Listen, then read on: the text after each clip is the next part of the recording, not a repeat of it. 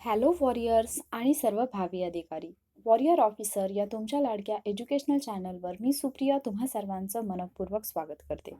आज आपण अणू आणि त्याची रचना, धातू, अधातू आणि त्याचबरोबर रसायनशास्त्रामधले इतर काही जे घटक आहेत तर ते क्वेश्चन आन्सरच्या फॉर्मॅटमध्ये पाहणार आहोत.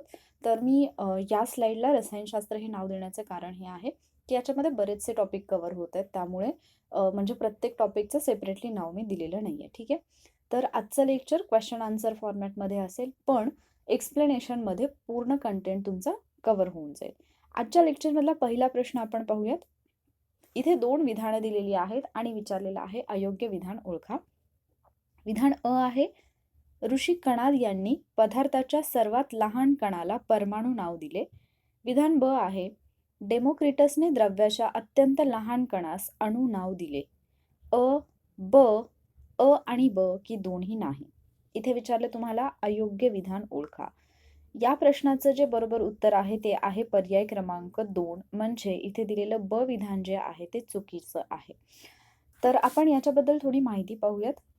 इसवी सन पूर्व 6व्या शतकामध्ये हे जे ऋषी कणाद होते यांनी काय केलं, पदार्थाचा जो सर्वात लहान कण आहे त्याला त्यांनी परमाणू असं नाव दिलं. ठीक आहे. कणाद यांनी परमाणू हे नाव दिलेलं आहे. आपलं कन्फ्युजन होते याच्यामध्ये बऱ्याचदा, तर हे लक्षात ठेवा की त्यांनी असं म्हटलं की पदार्थ हा अत्यंत लहान लहान अशा अविभाज्य कणांनी बनलेला आहे आणि ते जे अविभाज्य कण आहेत त्यांना ऋषी कणाद यांनी म्हटलेलं आहे परमाणू. ठीक आहे. त्यानंतर एक विचारवंत, ग्रीक विचारवंत आले, डेमोक्रिटस, आणि डेमोक्रिटसनी स्वतःचं एक गृहीतक मांडलं ज्याच्यामध्ये ते सुद्धा असंच म्हटले की द्रव्य हे अत्यंत लहान कणांपासून बनलेले आहेत, पण त्या कणाला त्यांनी जे नाव दिलं ते होतं ॲटमॉस. ठीक आहे, ॲटमॉस. तर ॲटमॉस याचा अर्थ असा होतो की अतिशय लहान असा कण.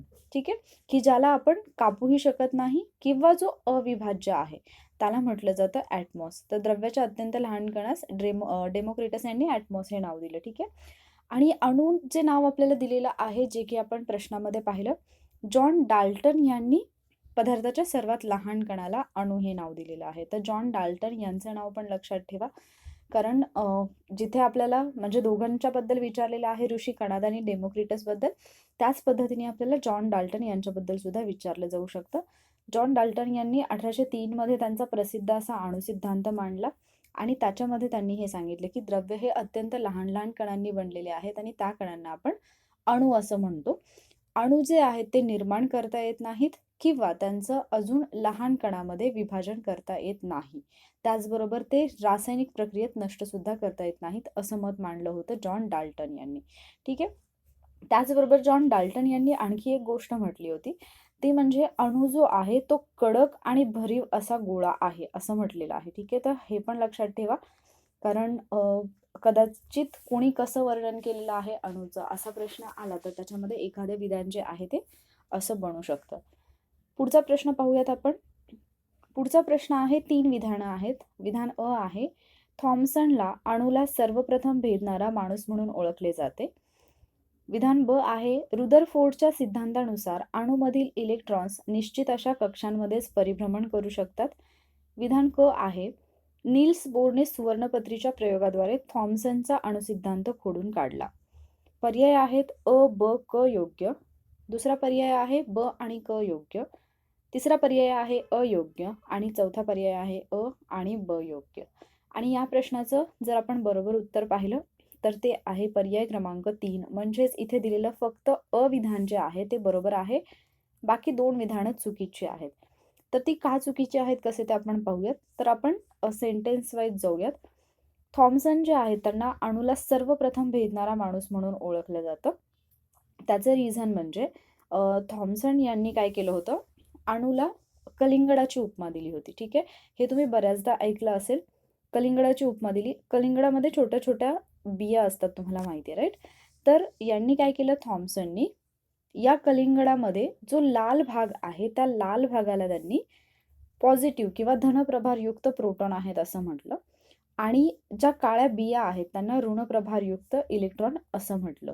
ठीक आहे. हे झाले ऋणप्रभारयुक्त इलेक्ट्रॉन, आणि जो लाल भाग असतो मोठ्या प्रमाणावरती त्याला त्यांनी पॉझिटिव्ह चार्ज असणारे प्रोटॉन असं म्हटलेलं आहे. आणि म्हणूनच त्यांनी अणूच्या आतमध्ये असणाऱ्या सूक्ष्म कणांचं अस्तित्व शोधलं. आत्तापर्यंत आपण काय पाहिलं होतं, तर द्रव्य हे लहान कणांनी बनलेले आहेत, अणू हा सर्वात लहान घटक आहे असं सगळ्यांनी सांगितलं होतं.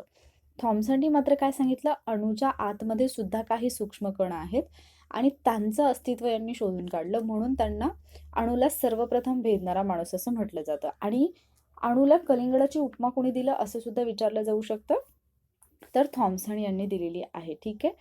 तर त्यांचं म्हणणं असं होतं की अणू हा स्वतः उदासीन असतो, कारण त्याच्यावरती धनप्रभार आणि ऋणप्रभार सारखाच असतो. धनप्रभार म्हणजे प्रोटीन आणि ऋणप्रभार म्हणजे इलेक्ट्रॉन. ठीक आहे. हे झालं थॉम्सनच्या बाबतीत. थॉम्सनला 1906 मध्ये नोबेल सुद्धा देण्यात आलं होतं, नोबेल पुरस्कार. हे पण लक्षात ठेवा. कदाचित एखादं विधान जर म्हणजे स्पेसिफिकली थॉम्सनच्या बाबतीत जर आलं तर मग असं एखादं विधान येऊ शकतं. थॉम्सनने डाल्टनचा जो अणुसिद्धांत होता त्याच्यापेक्षा सुधारित असा अणुसिद्धांत मांडलेला आहे. त्यानंतर दुसरं विधान होतं आपलं रुदरफोर्डच्या बाबतीत. रुदरफोर्डच्या सिद्धांतानुसार अणूमधील इलेक्ट्रॉन निश्चित अशा कक्षांमध्येच परिभ्रमण करू शकतात. तर हे विधान चुकीचं आहे, कारण याच्यामध्ये जे वर्णन दिलेलं आहे किंवा जे विधान दिलेलं आहे ते नील्स बोरचं आहे. आणि नील्स बोरच्या समोर जे दिलेलं आहे सुवर्णपत्रीचा प्रयोग, तर तो रुदरफोर्ड यांनी केलेला आहे. ठीक आहे. म्हणजे थोडंसं शफल केलेलं आहे किंवा इंटरचेंज केलेले आहेत सेंटेन्सेस. तर रुदरफोर्ड यांनी काय केलं होतं, एक सुवर्णपत्रीचा प्रयोग केला होता. सुवर्णपत्रीचा प्रयोग म्हणजे काय ते मी तुम्हाला सांगते. त्यांनी काय केलं होतं, सोन्याचा एक अतिशय पातळ असा पत्रा घेतला होता आणि या पत्र्यावरती त्यांनी अल्फा कणांचा मारा केला. ठीक आहे. मग आता अल्फा कण जे आहेत ते कसे आहेत, धनप्रभारयुक्त आहेत, त्यांच्यावरती पॉझिटिव्ह चार्ज असतो. तर त्यांनी या पत्र्यावरती धनप्रभारयुक्त किरणांचा मारा केला आणि त्यानंतर त्यांना असं लक्षात आलं की जास्तीत जास्त अल्फा किरण जे आहेत ते कोणताही अडथळा न येता या पत्र्यातून आरपार जात आहेत. ठीक आहे. मात्र काही किरण जे आहेत ते जसेच्या तसे माघारी फिरत आहेत, म्हणजे ते कशावरती तरी धडकून परत येत आहेत. आणि काही किरण जे आहेत ते आतल्या आत त्यांचा मार्ग बदलत आहेत, मार्ग बदलून ते तिरप्या दिशेने परतत आहेत. अशा पद्धतीने त्यांना एक निष्कर्ष जाणवला. आणि मग हे असं होण्याचं कारण काय, त्यांच्यासाठी हा एक चमत्कार होता. कारण अल्फा कण जो आहे तो त्याच्यावरती आदळून परत येतो, म्हणजे त्यांना असं वाटलं की बंदुकीची गोळी एखाद्या टिश्यू पेपरवरती धडकून परत आल्यासारखा हा प्रकार आहे. आणि मग त्यांनी त्याच्यावरून एक निष्कर्ष काढला की अणूचा सर्व भार जो आहे तो त्याच्या केंद्रकामध्ये असतो. भार म्हणजे थोडक्यात मास आपण म्हणू शकतो. त्याला अणुकेंद्रक असं म्हटलं जातं आणि अणुकेंद्रक हे धनप्रभारित असतं. ठीक आहे. हलके ऋणप्रभारित इलेक्ट्रॉन जे आहेत ते त्याच्या भोवती परिभ्रमण करतात असं त्यांनी म्हटलं होतं. तर रुदरफोर्डनी सुवर्णपत्रीचा प्रयोग केला आणि या प्रयोगाद्वारे त्यांनी थॉम्सनचा अणुसिद्धांत खोडून काढला. कारण थॉम्सन यांनी काय सांगितलं होतं, कलिंगडाची उपमा देऊन, की प्रोटॉन आहेत, लाल भाग म्हणजे, आणि इलेक्ट्रॉन आहे. ठीक आहे. तर ते पेरलेले आहेत असं म्हटलेलं आहे. पण रुदरफोर्डनी काय म्हटलं, इलेक्ट्रॉन हे भ्रमण करत आहेत. ठीक आहे. म्हणजे बाजूनी फिरत आहेत असं रुदरफोर्ड यांनी म्हटलेलं आहे. नील्स बोर यांनी मात्र काय म्हटलं, रुदरफोर्डनी जी प्रतिकृती सांगितली त्याच्यामध्ये त्यांनी थोडेसे काही बदल केले आणि त्यांनी हे निश्चित केले की इलेक्ट्रॉन जे आहेत ते निश्चित कक्षेमध्येच भ्रमण करतात. रुदरफोर्डनी म्हटलं होतं की इलेक्ट्रॉन जे आहेत ते अणुकेंद्रकाच्या बाजूनी फिरतात, पण ते ठराविक कक्षेत फिरतात. हे कोणी सांगितलं, नील्स बोर यांनी सांगितलेलं आहे. ठीक आहे. आणि त्यांनी जो शोध लावला तो असा होता की, किंवा त्यांनी जो सिद्धांत मांडला तो असा होता की इलेक्ट्रॉन जे आहे ते एका कक्षेमधून दुसऱ्या कक्षेत जाऊ शकतात, पण ते असे फिरत फिरत जाऊ शकत नाहीत. त्याच्यासाठी त्यांना काय करावं लागतं, जर त्यांना एका कक्षेतून दुसऱ्या कक्षेत जायचं असेल तर एक तर त्यांनी ठराविक अशी ऊर्जा शोषली पाहिजे किंवा ठराविक अशी ऊर्जा उत्सर्जित केली पाहिजे, तरच ते एका कक्षेतून दुसऱ्या कक्षेमध्ये जाऊ शकतात. ठीक आहे. हे नील्स बोरचं आहे. तर अशा पद्धतीने आपण ऋषी कणादे यांच्याबद्दल पाहिलं, डेमोक्रिटस यांच्याबद्दल पाहिलं, जॉन डाल्टनचा सिद्धांत पाहिला, थॉम्सनचं पाहिलं, रुदरफोर्डची अणुप्रतिकृती पाहिली, नील्स बोरच्या बद्दल सुद्धा पाहिलं. म्हणजे अणुच्या बाबतीत जे बेसिक काही विचारवंत आहेत त्यांनी जे सिद्धांत मांडलेले आहेत त्यांचा अभ्यास आपण इथे केला. पुढचा प्रश्न आपण पाहूयात. अयोग्य जोडी ओळखा. जे आपण अणूमध्ये आढळणारे काही घटक पाहिले, तर त्याच्यामध्ये प्रोटॉन, न्यूट्रॉन, इलेक्ट्रॉन असतात आणि मग त्यांचा शोध कोणी लावला याच्याबाबतची या जोड्या आहेत. पहिली जोडी आहे प्रोटॉन, गोल्डस्टेन दुसरी जोडी आहे न्यूट्रॉन चॅडविक आणि तिसरी जोडी आहे इलेक्ट्रॉन थॉम्सन. पुढे पर्याय आहेत अ, ब, क आणि यापैकी नाही. इथे तुम्हाला विचारले अयोग्य जोडी ओळखा. तर ह्या प्रश्नाचं जे बरोबर उत्तर आहे ते आहे पर्याय क्रमांक 4 यापैकी नाही, कारण इथे दिलेल्या तिन्ही जोड्या ज्या आहेत त्या बरोबर आहेत. ठीक आहे. प्रोटॉनचा शोध जो आहे तो गोल्डस्टेन यांनी लावलेला आहे. बऱ्याच जणांना कन्फ्युजन असतं की रुदरफोर्डनी लावला, तर रुदरफोर्डनी नाही, त्यांनी प्रयोग केलेले आहेत बरेचसे. किंवा म्हणजे जो आपण मगाशीच पाहिलं रुदरफोर्डनी सांगितलेलं आहे की अणूचा भार हा त्याच्या केंद्रकामध्ये असतो, जे की धनप्रभारित आहे. ठीक आहे. पण त्यांनी प्रोटॉनचा शोध लावलेला नाही, गोल्डस्टेन यांनी लावलेला आहे. न्यूट्रॉनचा शोध चॅडविक यांनी लावलेला आहे आणि इलेक्ट्रॉनचा शोध थॉम्सननी लावलेला आहे. ठीक आहे. तर अणुकेंद्रकामध्ये जर आपण अणूचं केंद्रक पाहिलं तर याच्यामध्ये प्रोटॉनही असतात आणि न्यूट्रॉनही असतात, आणि प्रोटॉन आणि न्यूट्रॉन यांना एकत्रितपणे मिळून न्यूक्लियॉन असं म्हटलं जातं. ठीक आहे. जेवढे प्रोटॉन केंद्रकामध्ये असतात तेवढेच इलेक्ट्रॉन्स बाह्य कक्षेमध्ये भ्रमण करत असतात, हे पण लक्षात ठेवा. कोणत्याही मूलद्रव्याच्या बाबतीत कोणत्याही अणूच्या बाबतीत जेवढे प्रोटॉन केंद्रकामध्ये असतात तेवढेच इलेक्ट्रॉन बाहेर कक्षेमध्ये फिरत असतात. पण प्रोटॉन आणि न्यूट्रॉन हे मात्र नंबरनी वेगवेगळे असू शकतात. प्रोटॉनवरती नेहमी धनप्रभार असतो, पॉझिटिव्ह चार्ज असतो. इलेक्ट्रॉनवरती नेहमी निगेटिव्ह चार्ज असतो आणि न्यूट्रॉनवरती कोणताही चार्ज नसतो, म्हणजे न्यूट्रॉन्स हे उदासीन असतात असं आपण म्हणू शकतो. ठीक आहे. पुढचा प्रश्न पाहूयात आपण. परत 3 विधानं दिलेली आहेत. पहिलं विधान आहे अणूमधील प्रोटॉन्स आणि न्यूट्रॉन्सच्या संख्येला अणुअंक म्हणतात. दुसरं विधान आहे अणूमधील प्रोटॉन, न्यूट्रॉन आणि इलेक्ट्रॉनच्या वस्तुमानास अणुवस्तुमानांक म्हणतात. तिसरं विधान आहे अणुवस्तुमान डाल्टन एककामध्ये मोजतात. एक डाल्टन म्हणजेच एक AMU, AMU म्हणजे ॲटॉमिक मास युनिट, बरोबर त्याची किंमत किती असते 1.6 गुणिले 10⁻27 kg. ठीक आहे, म्हणजे किलोग्राम. इथे कोणतं विधान तुम्हाला योग्य आहे ते ओळखायचं आहे. अ आणि ब योग्य, अ आणि क योग्य, फक्त क योग्य की फक्त अयोग्य. तर या प्रश्नाचं जे बरोबर उत्तर आहे ते आहे पर्याय क्रमांक 3. इथे दिलेलं फक्त विधान क जे आहे ते बरोबर आहे. अणुवस्तुमान जे आहे ते डाल्टन या एककामध्ये मोजतात, जे इथे दाखवलेलं म्हणजे U या अक्षराने दर्शवलं जातं. आणि हे जे 1 डाल्टन असतं, 1 डाल्टन बरोबर 1 AMU. AMU म्हणजे काय? ॲटॉमिक मास युनिट, हे पण लक्षात ठेवा. आणि त्याची व्हॅल्यू किती असते असं जर आपल्याला विचारलं तर 1.6 × 10⁻27 kg एवढी त्याची व्हॅल्यू असते. ठीक आहे. तर असे नंबर्स येतात, आयोग विचारतो बऱ्याचदा की याची व्हॅल्यू किती आहे किंवा याची किंमत किती आहे, तर हे नंबर्स आपल्याला माहिती पाहिजेत. आणि हे 2-3 वेळा जर तुमच्या प्रॅक्टिसमध्ये आलं, म्हणजे कुठे प्रश्न जर नजरेखालून गेला तर हे लक्षात राहून जातं तुमच्या. ठीक आहे. तर इथे पहिलं आणि दुसरं विधान चुकीचं का आहे ते आपण पाहूयात. पहिल्यांदा आपण अणुअंक म्हणजे काय ते पाहूयात.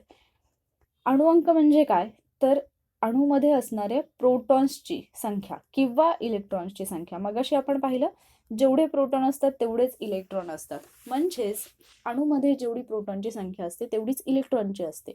मग जी प्रोटॉनची संख्या असते त्याला म्हटलं जातं अणुअंक. मग अर्थातच प्रोटॉनची संख्या एवढीच इलेक्ट्रॉनची असते, म्हणजे इलेक्ट्रॉनची संख्या सुद्धा काय झाली त्याचा अणुअंक. पण जनरली प्रोटॉन्स किंवा इलेक्ट्रॉनच्या संख्येला अणुअंक म्हणतात. आता हे विधान पण व्यवस्थित लक्षात ठेवा. एक तर प्रोटॉन किंवा इलेक्ट्रॉन असं म्हटलेलं आहे. तुम्हाला कदाचित विधानामध्ये असं देतील अणूमधील प्रोटॉन्स आणि इलेक्ट्रॉनच्या संख्येला अणुअंक म्हणतात, तर ते विधान चुकीचं असेल. प्रोटॉन किंवा इलेक्ट्रॉन. ठीक आहे. आणि अणुअंक जो आहे तो Z या अक्षराने दर्शवला जातो, हे लक्षात ठेवा. अणुवस्तुमानांक म्हणजे काय, तर प्रोटॉन प्लस न्यूट्रॉन. अणूच्या केंद्रकामध्ये प्रोटॉन आणि न्यूट्रॉन्स जे असतात त्यांचं मिळून वस्तुमान गृहीत धरलं जातं आणि त्याला म्हटलं जातं अणुवस्तुमान. म्हणजे P+N असेल तर ते झालं अणुवस्तुमान. ठीक आहे, अणुवस्तुमानांक. जर इलेक्ट्रॉन जे आहे तर इलेक्ट्रॉनचं वस्तुमान जे आहे ते अणुवस्तुमानामध्ये का मोजलं जात नाही, कारण ते प्रोटॉन आणि न्यूट्रॉन्सच्या तुलनेत खूपच कमी असतं. इलेक्ट्रॉनचं जे वस्तुमान असतं ते अगदी निग्लिजिबल असतं, म्हणून ते काउंट केलं जात नाही. म्हणून अणुवस्तुमानांकामध्ये फक्त प्रोटॉन आणि न्यूट्रॉनचा विचार केला जातो आणि अणुअंकामध्ये एक तर प्रोटॉन किंवा इलेक्ट्रॉन यांचा विचार केला जातो. ठीक आहे, तर अणुअंक आणि अणुवस्तुमानांक तुम्हाला आता समजला असेल. पुढचा प्रश्न, समस्थानिकांचे कोणते गुणधर्म सारखेच परंतु कोणते गुणधर्म वेगळे असतात? 1 रासायनिक आणि भौतिक, 2 भौतिक रासायनिक, 3 दोन्ही, 4 यापैकी नाही. अर्थात इथे थोडंसं कॉमन सेन्स यूज केला तर तुम्हाला माहिती आहे की पर्याय क्रमांक 3 तर निघून जातो. समस्थानिके म्हणजे आयसोटोप्स. तर आयसोटोप्सचे कोणते गुणधर्म हे सारखे असतात आणि कोणते गुणधर्म वेगळे असतात? आयसोटोप्स, आयसोबार्स आणि आयसोटोन्स हे 3 घटक असे आहेत ना की ज्याच्यावरती आयोग, मी काल पण तुम्हाला कोणता तरी एक घटक सांगितलं की ज्याच्यावरती आयोग, हां राईट, ॲम्बिलिपी, जे सांगितलं होतं आपण, आंबिल्पी ही ट्रिक, अँथ्रासाइट, बिटुमिनस, लिग्नाइट पीट. तर त्याची जी ट्रिक मी तुम्हाला सांगितलं, तर तिथे जसा प्रश्न मी सांगितलं ना की फिरवून फक्त तेवढ्या एका टॉपिकवरती जर प्रश्न विचारायचं म्हटलं त्या पॉईंटवरती, तर कंटेंट तेवढाच आहे. तसंच आयसोटोप्स, आयसोबार्स, आयसोटोन्सवरती आयोग प्रश्न विचारू शकतो आणि अगदी छोटासा कंटेंट आहे, त्यामुळे तो तुमच्या लक्षात राहू शकतो. ठीक आहे, तर आयसोटोप्सच्या बाबतीत जर आपण पाहिलं, त्यांचे रासायनिक गुणधर्म जे आहेत ते सारखे असतात, मात्र भौतिक गुणधर्म जे आहेत ते वेगळे असतात. म्हणजेच पर्याय क्रमांक 1 हे आहे आपलं या प्रश्नाचं उत्तर. बरं, आयसोटोप्स म्हणजे हे एक्झॅक्टली काय ते आपण पाहूयात. एकच मूलद्रव्य असतं पण त्याची 2 वेगवेगळी रूपं असतात. मूलद्रव्य एकच आहे पण त्याची 2 वेगवेगळी रूपं असतात. ठीक आहे, त्याला म्हटलं जातं आयसोटोप्स. मग आता मूलद्रव्य एकच आहे म्हणजेच त्यांच्यामध्ये असणारी प्रोटॉनची संख्या सेम असेल. प्रोटॉनची संख्या सेम म्हणजेच काय, त्यांचा अणुअंक सारखा असेल, पण त्यांच्यामध्ये असणारे न्यूट्रॉनची संख्या जी आहे ती मात्र वेगवेगळी असेल. ठीक आहे, आणि मग त्यामुळे त्यांचे जे भौतिक गुणधर्म असतात ते वेगवेगळे होतात. लक्षात येते? इथे लक्षात काय काय ठेवायचं तुम्हाला, आयसोटोप्समध्ये एकच मूलद्रव्य, त्याची 2 वेगळी रूपं आहेत, त्यांचा अणुअंक सारखा आहे म्हणजेच प्रोटॉनची संख्या सारखी आहे, पण अणुवस्तुमानांक वेगळा आहे कारण न्यूट्रॉनची संख्या वेगवेगळी आहे. रासायनिक गुणधर्म सारखे आहेत, भौतिक गुणधर्म हे वेगळे आहेत. ठीक आहे, पुढचा प्रश्न पाहूयात आपण. अयोग्य जोडी ओळखा. इथे काही मूलद्रव्य दिलेली आहेत आणि त्यांचा उपयोग कशासाठी होतो, किंवा काही आयसोटोप्स आहेत असं आपण म्हणूयात आणि त्यांचा उपयोग कशासाठी होतो ते विचारलेलं आहे. अयोग्य जोडी त्याच्यापैकी ओळखायची आहे. युरेनियम केंद्रकीय विखंडन व ऊर्जा निर्मिती, कोबाल्ट 60 कॅन्सर, आयोडीन 131 गॉयटर आणि चौथं एकही नाही म्हणजे एकही जोडी अयोग्य नाही असा याचा अर्थ होतो. तर या प्रश्नाचं जे बरोबर उत्तर आहे ते आहे पर्याय क्रमांक 4 एकही नाही. युरेनियम जे आहे त्याच्यामध्ये पण युरेनियम जे आहे त्याच्यामध्ये 235 आणि इथे 92 हे जे युरेनियम आहे याचा वापर जो आहे तो केंद्रकीय विखंडन आणि ऊर्जा निर्मितीसाठी केला जातो. कोबाल्ट 60 जे आहे त्याचा उपयोग कॅन्सरच्या उपचारामध्ये केला जातो. हे लक्षात ठेवा, आयोग असे प्रश्न विचारत असतो. आयोडीन 131 जे आहे याचा उपयोग गॉयटर या आजारावरती होत असतो. ठीक आहे, त्याचबरोबर दुसरं एक आहे ट्रिटियम. ट्रिटियम पण लक्षात ठेवा. ट्रिटियम जे आहे ते हायड्रोजनचं समस्थानिक आहे किंवा हायड्रोजनचा आयसोटोप आहे आणि त्याचा उपयोग होतो अणुबॉम्बच्या निर्मितीमध्ये. तर हे पण नोट डाऊन करून ठेवा. ठीक आहे, पुढचा प्रश्न पाहूयात आपण. समभार. आता आपण आयसोटोप्स बद्दल बघितलं, आता आपण आयसोबार्स बद्दल पुढचा प्रश्न पाहतोय. समभार म्हणजे आयसोबार्स म्हणजे 2 मूलद्रव्यांचे काय सारखे असते परंतु काय वेगळे असते. अणुअंक, अणुवस्तुमानांक, अणुवस्तुमानांक, अणुअंक, प्रोटॉन, न्यूट्रॉन यापैकी नाही.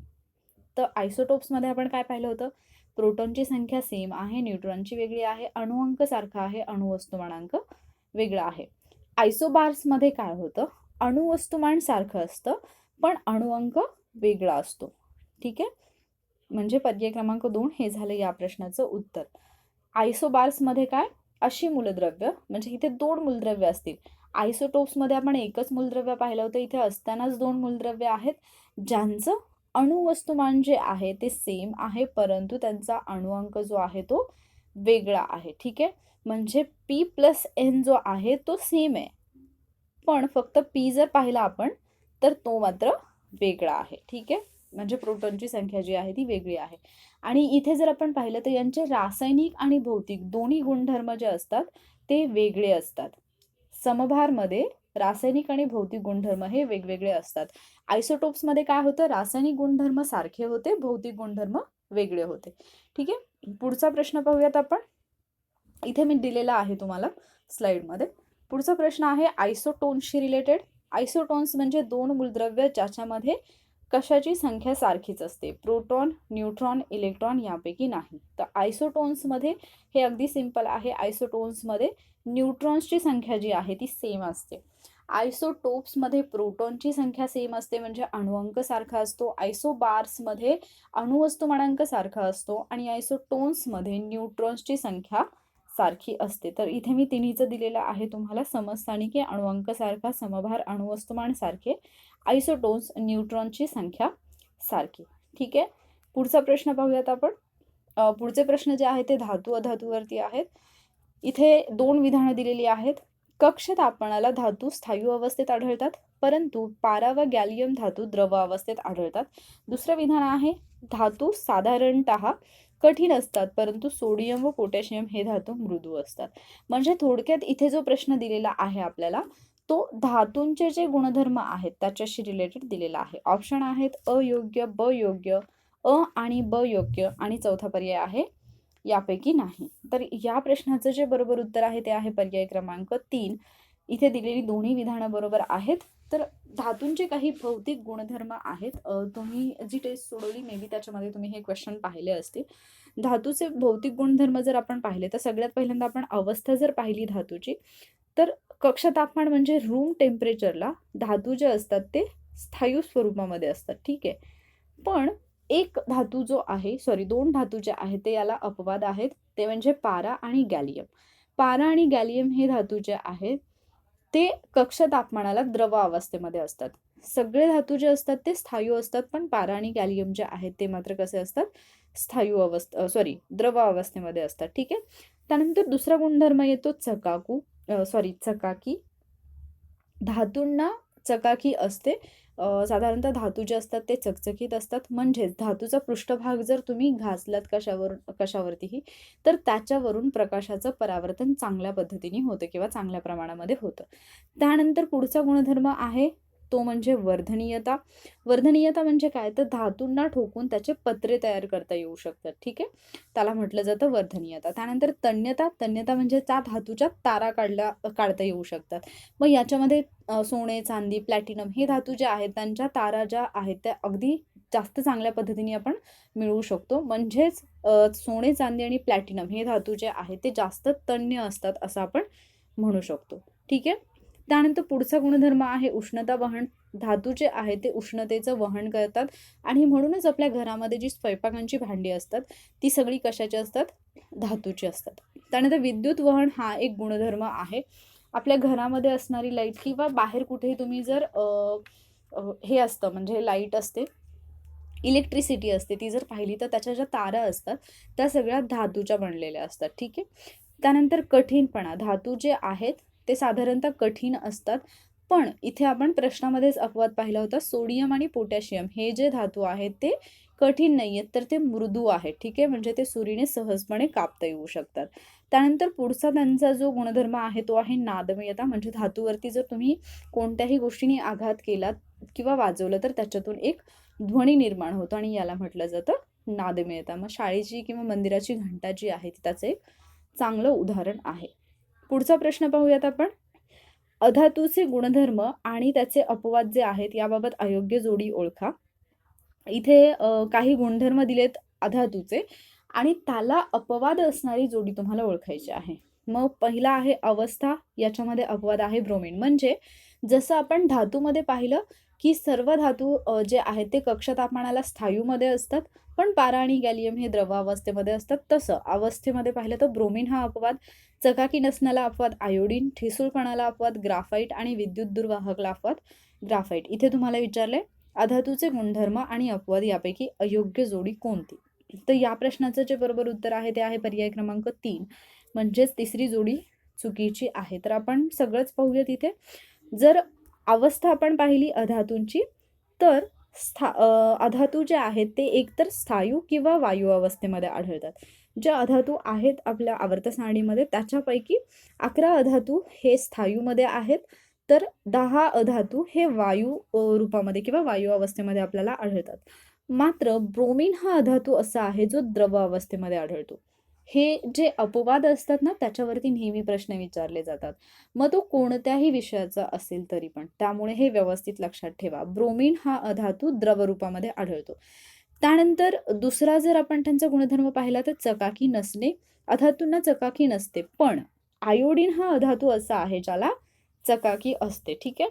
त्यानंतर तिसरा त्याचा गुणधर्म आहे ठिसूळपणा. अधातू हे जनरली ठिसूळ असतात. धातूंच्या बाबतीत आपण पाहिलं होतं की ते कठीण असतात, पण काही त्याला अपवाद आहेत. तसं अधातूंच्या बाबतीत हे ठिसूळ असतात, कठीण नसतात. पण हिरा हा अतिशय कठीण असणारा अधातू आहे. हिरा अधातू आहे हे लक्षात ठेवा. कदाचित कोणाला असं वाटू शकतं की हिरा धातू आहे, तर नाही, तो अधातू आहे. ठीक आहे. अधातू जे आहेत ते विद्युत वहन करत नाहीत, परंतु ग्राफाईट हा अधातू असूनही विद्युत वहन करतो. आणि त्याचे रिझन म्हणजे त्याच्यामध्ये काही मुक्त इलेक्ट्रॉन असतात, ते या विद्युत वहनासाठी उपयोगी येतात. ठीक आहे. त्यानंतर पुढचं जे वैशिष्ट्य आहे त्याचं किंवा गुणधर्म आहे, अधातूंचा जो द्रवणांक असतो आणि उत्कलनांक असतो तो धातूपेक्षा नेहमी कमी असतो. पण याला अपवाद आहे हिरा. हिराचा जर आपण द्रवणांक आणि उत्कलनांक पाहिला तर तो अतिशय उच्च असतो. ठीक आहे. अशा पद्धतीने आपण धातू अधातू दोन्हीचे गुणधर्म पाहिलेले आहेत. पुढचा प्रश्न पाहूयात आपण.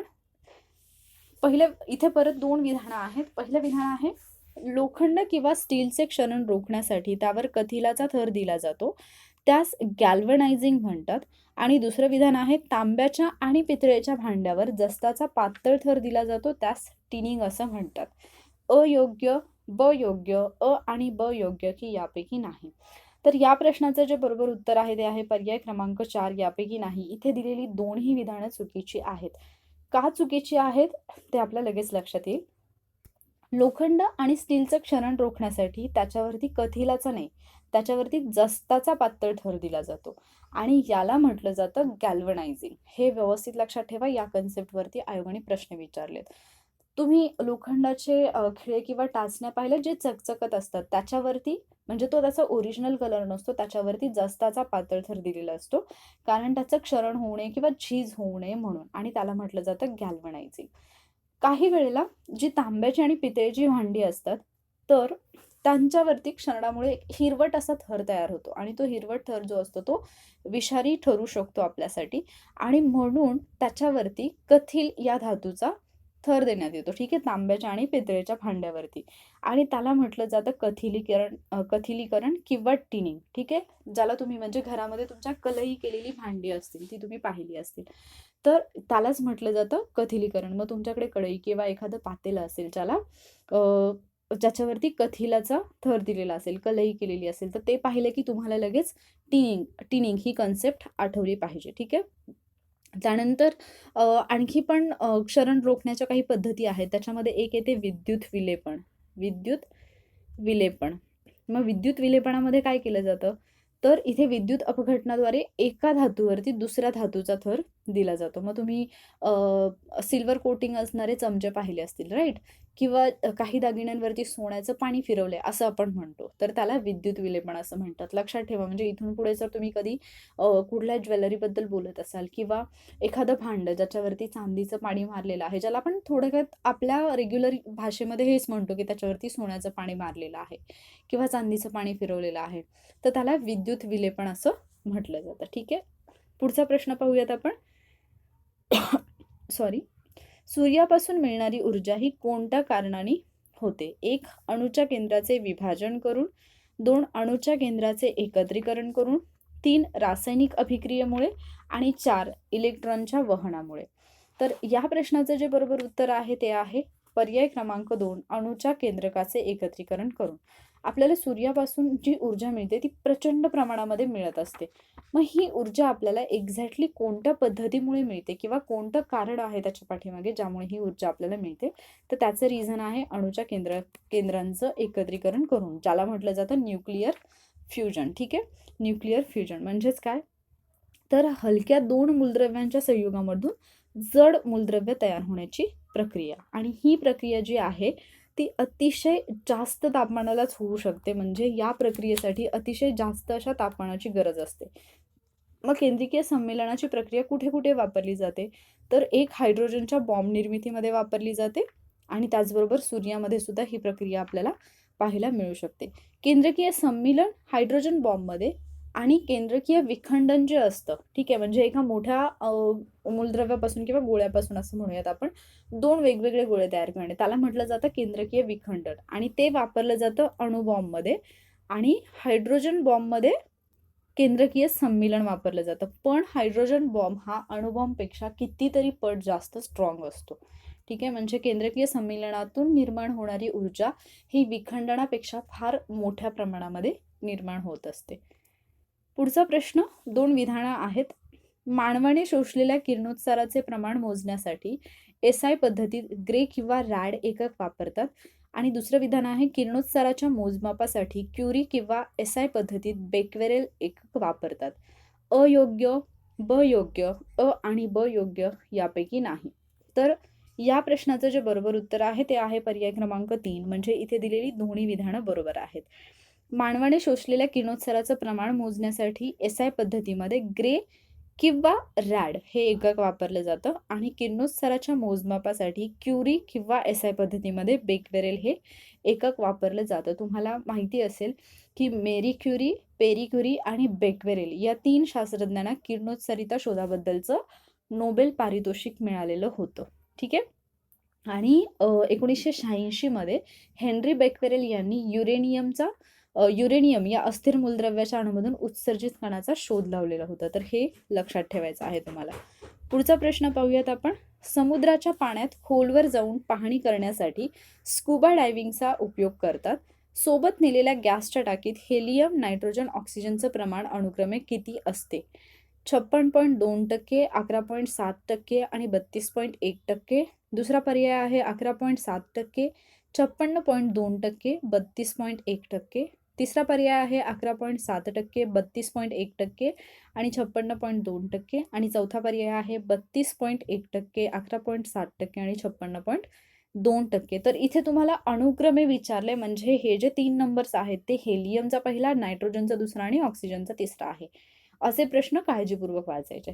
कदाचित आपल्याला असं वाटू शकतं की ऑक्सिजनचं प्रमाण सर्वाधिक असेल, त्यामुळे मे बी आपण तिसऱ्या आणि चौथ्या ऑप्शनकडे जाऊ, पण हे तसं नाहीये. ह्या प्रश्नाचं बरोबर उत्तर आहे पर्याय क्रमांक 2. स्क्युबा डायव्हिंगमध्ये जी ऑक्सिजन गॅसची जी टँक सोबत नेली जाते त्याच्यामध्ये हेलियमचं प्रमाण असतं 11.7%, नायट्रोजनचं प्रमाण असतं 56.2% आणि ऑक्सिजनचं प्रमाण असतं 32.1%. हे लक्षात ठेवा. पुढचा प्रश्न, वर्णनावरून औषध ओळखा. हे ओपियम पॉपी वनस्पतीपासून मिळवतात. ब वापर कर्करोगावरील वेदना, हृदयासंबंधित वेदना तसेच शस्त्रक्रिया झाल्यानंतर वेदना कमी करण्यासाठी होतो. 1 मॉर्फिन, 2 सल्वारसान, 3 ॲस्पिरिन आणि 4 यापैकी नाही. हे कदाचित याचं प्रोनाऊन्सिएशन वेगळं असेल. तर या प्रश्नाचं जे बरोबर उत्तर आहे ते आहे पर्याय क्रमांक 1 मॉर्फिन. मॉर्फिन हे औषध जे आहे ते ओपियम पॉपी वनस्पतीपासून मिळवतात. याचा वापर कर्करोगावरील वेदना, हृदयासंबंधित वेदना तसेच शस्त्रक्रिया झाल्यानंतर वेदना कमी करण्यासाठी होतो. आणि काही औषधांवरती प्रश्न विचारले जातात, जसं काही बॅन केलेलं औषध असेल किंवा ते कोणत्या ना कोणत्या कारणाने जर एखादं औषध चर्चेमध्ये असेल तर त्याच्यावरती प्रश्न येतात. म्हणून हा जनरल आपल्या बुकमध्येच होतं हे सचिन भस्के सरांच्या, म्हणून मी हा क्वेश्चन घेतलेला आहे. ठीक आहे. तर अशा पद्धतीने आपण रसायनशास्त्रचे काही घटक जे आहेत ते प्रश्न उत्तरांच्या माध्यमातून कव्हर करण्याचा प्रयत्न केलेला आहे. आय होप या एक्सप्लेनेशनमधून बऱ्यापैकी तुमचा कंटेंट कव्हर झाला असेल. बऱ्याचशा गोष्टी ज्या तुम्हाला समजत नव्हत्या त्या तुम्हाला समजल्या असतील. लेक्चर आवडला असेल तर लाईक नक्की करा. थँक्यू.